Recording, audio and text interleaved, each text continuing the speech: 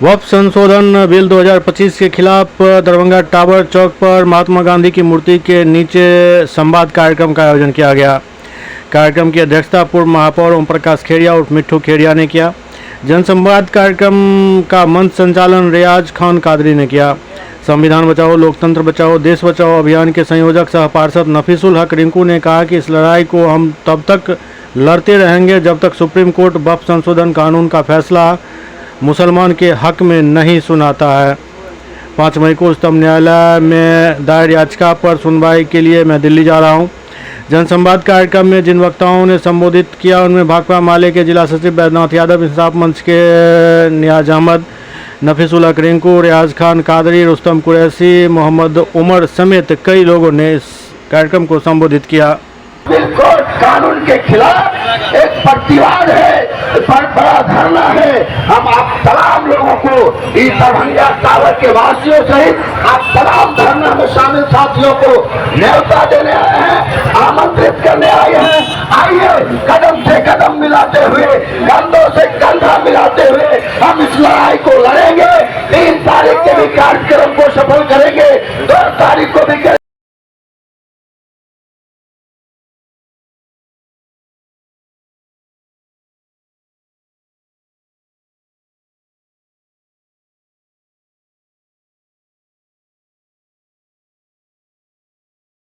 संविधान बचाओ देश बचाओ लोकतंत्र बचाओ के बैनर तले आज संवाद कार्यक्रम क्या मकसद है?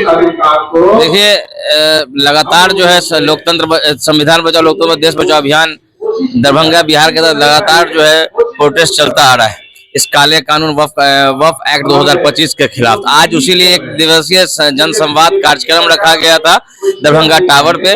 तो सारे अमन पसंद लोग जो देश के एकता अखंडता विश्वास रखते हैं, देश की आपसी सौहार्द पर विश्वास रखते हैं, देश के वो हमेशा आपसी भाईचारा के साथ जो लोग मानते आए हैं मानते हैं, जो संविधान को मानने वाले लोग, सारे लोग आज इस 1 दिवसीय संवाद कार्यक्रम का जो हिस्सा हुए और अपनी आवाज दरभंगा टावर से केंद्र सरकार तक पहुंचाने का काम किया है।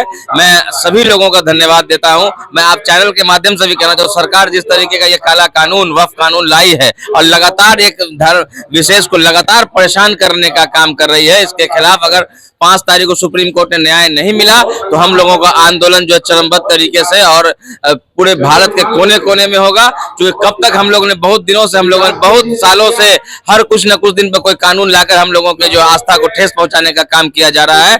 मैं बार बार कहना चाहता हूं आपके चैनल के माध्यम से, सरकार अगर इस तरह का काला कानून लगातार लाएगी और हम लोग की धार्मिक स्वतंत्रता पर अगर हनन करने का प्रयास करेगी तो हम लोग अपने पूरी तरीके से तैयार हैं। और मैं इस देश के संवैधानिक तरीके से, लोकतांत्रिक तरीके से अपना विरोध प्रदर्शन, हम सारे लोग जो देश की एकता अखंडता विश्वास, सारे लोग सड़कों पर उतरेंगे और सड़क के साथ साथ हर जगह हम लोग अपना विरोध प्रदर्शन करेंगे और सरकार के खिलाफ अपनी आवाज बुलंद करने का काम करेंगे।